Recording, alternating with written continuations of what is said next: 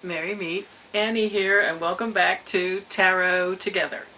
A couple of things I wanted to start this video with, kind of housekeeping things.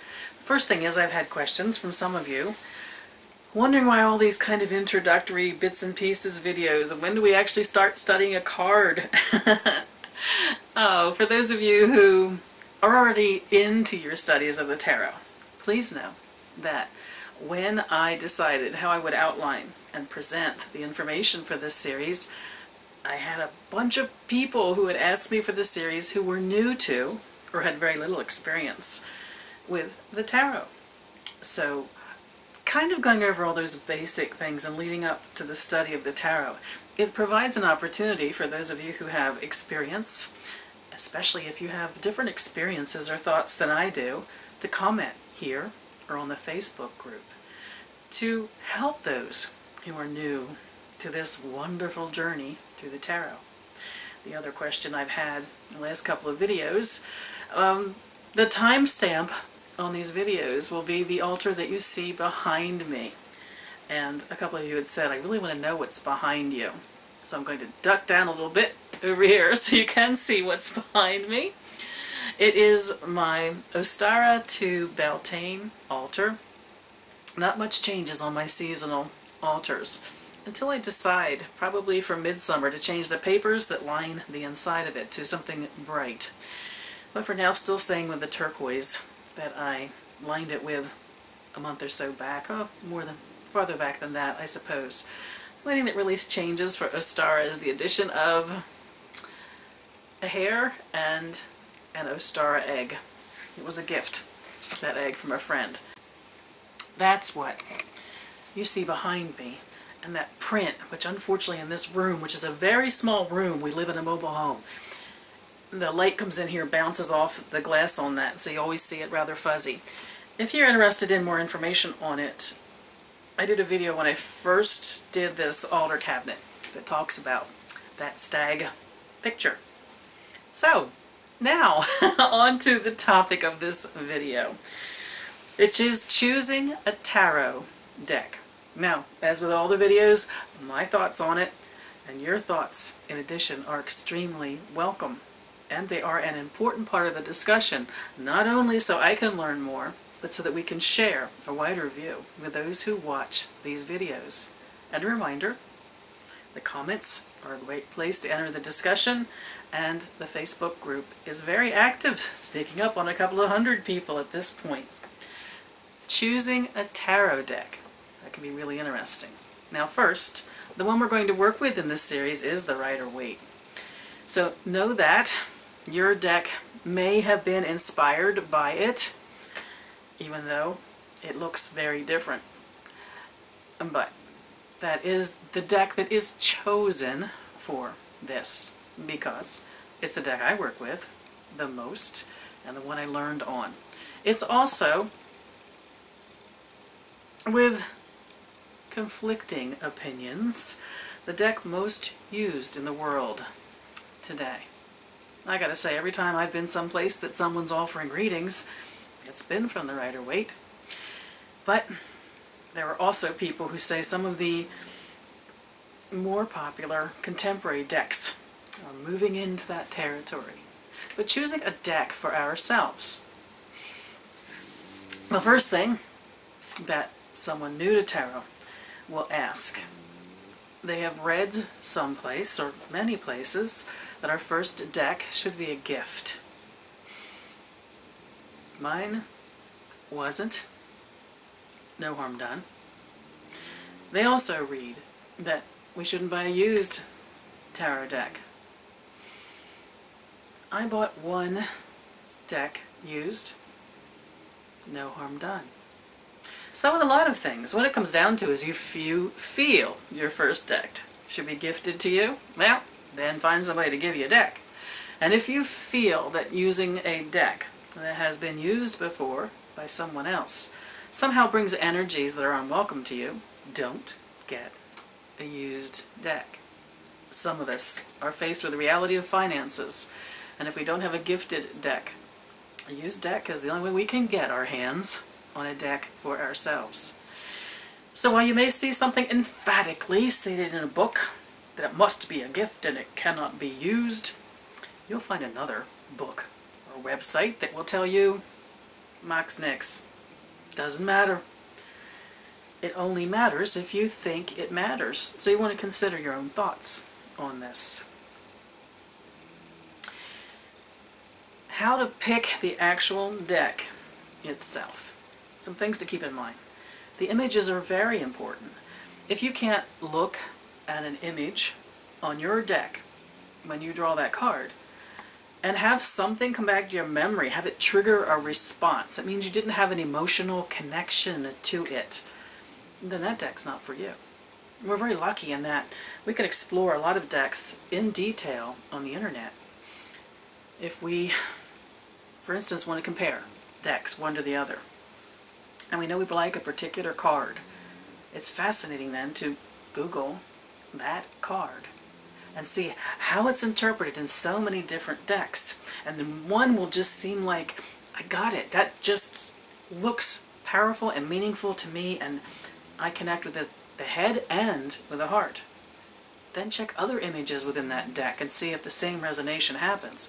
It can be interesting that there's a deck that you like some of the cards on and others just don't work for you. We had a discussion on the Facebook group. By getting to know each other, we shared our favorite card.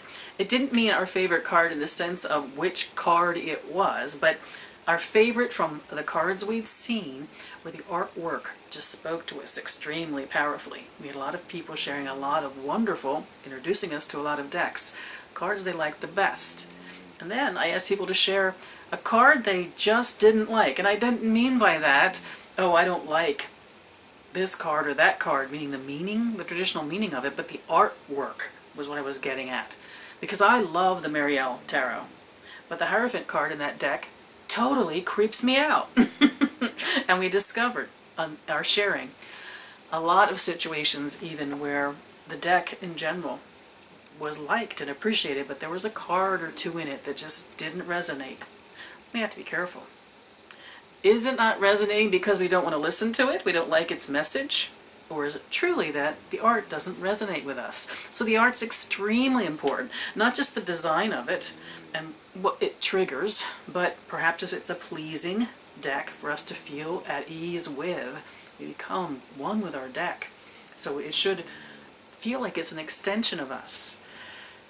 The importance of the symbols and what comes to mind when we look at the card and where our brain can drift freely. Very important, as is the colors. We tend to gravitate towards colors that move us and talk to the secret places inside of us, and that's different for each of us. So that's really important. How about the theme? If you're really into things Celtic, lots of decks support that.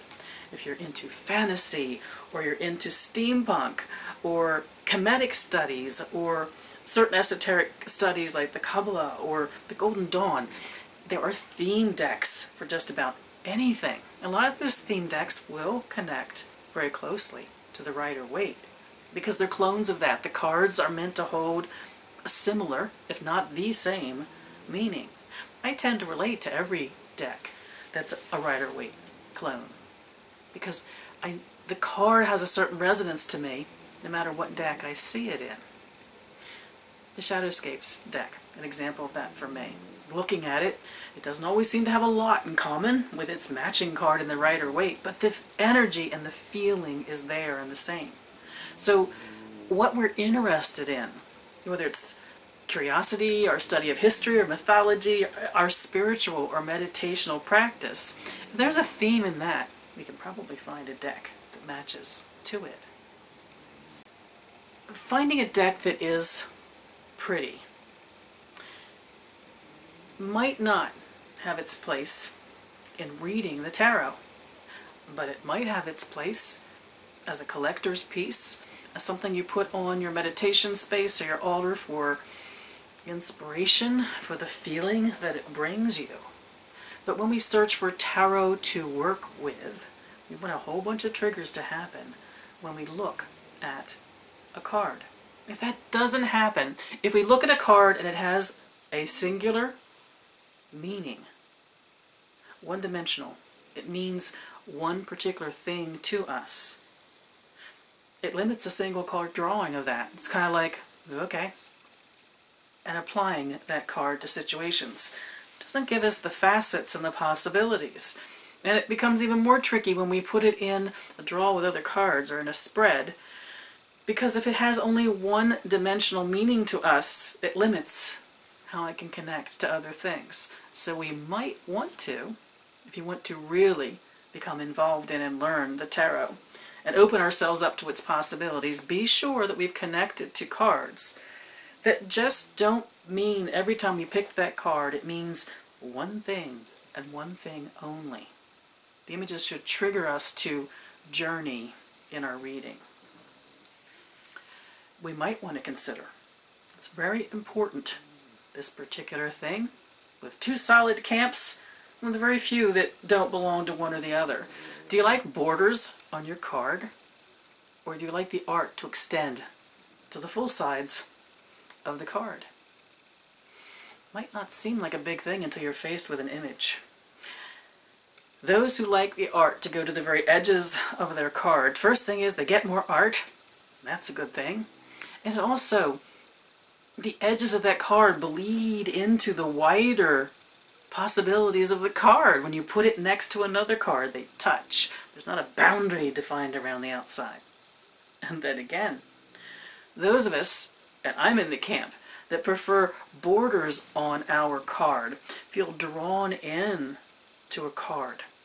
Not that it's boxed and separated from, but that it's a drawing in and a focusing in on that image, a separating it from the noisiness around it, whether it's a single card or whether it's in relation to other cards. Preference, one way or the other. Might not matter when you're collecting cards because of the beauty of them, but when you are actually working on a deck for meditation, for journey work, for readings of any kind, you might want to notice in your relationship to the cards, how does the border impact you? Prefer borderless or a border? For me, while the artwork on some decks intrigues me, I can only work reading a deck when the pips, that's the suits in the cards, not the major arcana, the minor arcana, when the numbered cards, the pips, have images to go with them. Your brain might work different than mine, but if the pips are nothing more than a number, or if it's, say, the Seven of Swords, there's 7 swords, I don't have the kind of mind that without a symbol that connects me to what the Seven of Swords means, that I need a picture to go along with it to trigger my response. The Rider-Waite deck, of course, has pictures to go with the pips. And if I have my history right, it may have been the first one that did. Very common practice now, but in some of the older cards, and in some of the contemporary cards, the artist stopped doing images when it came to the pips. It might not matter to you, but I found that the cards I related to the most, it was okay if the pip didn't have an image. But the cards that were the more difficult ones for me, more challenging ones because of my psyche and the way I am as a human in this experience, I wasn't connected as deeply to some of those cards as I could be. Kind of like it was easier to ignore their message. So whether the pips have pictures, illustrations or not, is something to consider. The size and even the shape of the cards is something to consider. I like cards that are a good fit in my hand. I can't stand the smaller cards. I don't know, at this point in my life it's because I have arthritis in my hands and it actually doesn't work well for me to deal with smaller cards. I also can't see them as clearly. I like that, even though I like my borders, I like my artwork to be substantial in size. It is, once again, if you're collecting it for the artwork, it doesn't matter. But if you're collecting it because you are going to be using it, you need to decide what kind of cards are best for you. It was very popular, not too long after I started studying the tarot. And when the Mother Peace cards came out and they were round, I could not deal with that at all. My brain just wouldn't go there. I liked the concept of it, but in reality I couldn't work with it. So the size of a card is really, really important. Something to consider if you're new to tarot is some contemporary cards. And I think there are some older ones, but I don't think many, actually have keywords on them that kind of like a write in your hand cheat sheet on what the card might mean. That's a good thing when we are learning 78 cards, as long as we're not letting it limit us. Like somehow if there's keywords on a card, that's what the card means, because we take it beyond any of the keywords that are on a card. But it's something to consider. Here's a tricky one for contemporary tarot cards, because they come out very often now, sometimes with gorgeous artwork, but not always good quality. On the stock they're printed on, the quality of the ink, the bleed through, or the blurriness of the artwork.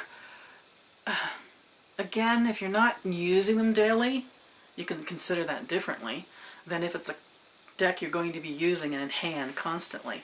Some of these decks, beautiful as they are, and expensive as some of them are, aren't printed well. It is something to consider. I also like to consider two things: the information behind the creation of the card. An artist that takes the time to do some of these beautiful cards, and even some of the simpler ones that we might not call beautiful but we consider to be impactful, there's a reason why they've put the images on the card. There is a reason why they've used the color they've used. Now the little pamphlets that come with tarot cards sometimes give you a lot of information on what the creator intended. Sometimes not so much. The sometimes not so much is not necessarily a bad thing, because in the end we always take a card and decide what it is for us, no matter how it was originally created. But your ability to explore a card, to become intimate with it, you are actually in relationship, to my mind, with its creator. This is where it gets interesting. A lot of, again, I'll use Shadowscapes as an example. Wonderful information on each card and its meaning and what was intended with it. Gorgeous art that's part of it. But the deck that I've always used, the Rider-Waite. Waite's pictorials and the things he wrote about it, when it comes down to it, they're almost useless as standalone introductions to the cards. His focus on the writing for each of the cards tends to be a long litany of why everyone else ever did the cards wrong. And even then, when he gets to his card and the intent, he loved being mysterious and dropping hints and suggesting what might or might not be. Therefore, one of the things to consider is the older decks have the benefit of everything that's been written since. So there is a vast collective of wisdom on the cards. I've been able to, luckily, through used books and gifts, develop a good tarot library the last year. Not huge compared to some of you, but some really powerful books which have changed my relationship to some of the cards. Insights into cards that were designed by others. So think of the information that's available to connect you to the artwork as the artist, the creator, intended, what they themselves wrote about it.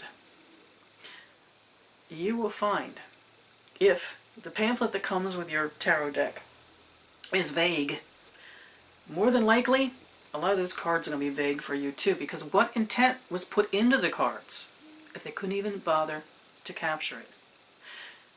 Then again, you'll decide what the meaning of the cards is for you. But the more information you have to explore, it keeps you from having one perspective, your own, and experience that card in a wider view. Now, how about the backs of the cards? I looked when I was putting the notes together for this to see what kind of things were out there on the websites we all visit. I didn't see backs discussed ever. That doesn't mean they're not out there being discussed on a page, but I only went to a certain number of pages. The backs are really important to me for a couple reasons. Again, whether there's borders or not matters to me. Differently though, because for the backs, I don't care if there's a border or not.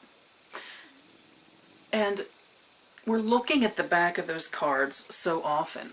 They're part of our relationship, our visual relationship to the cards. The back matters. If you're going to read reversals, we'll do something, an introductory piece on reversals later. But if you're going to do reversals, you've got to have a card that the back is reversible. You don't want a giveaway that, oh, a reverse is coming. You don't want insight until you've looked at the actual front of the card.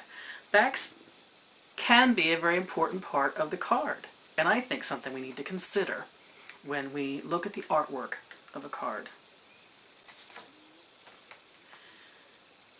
That's the things I came up with just brainstorming with myself that we want to consider when we're looking for cards.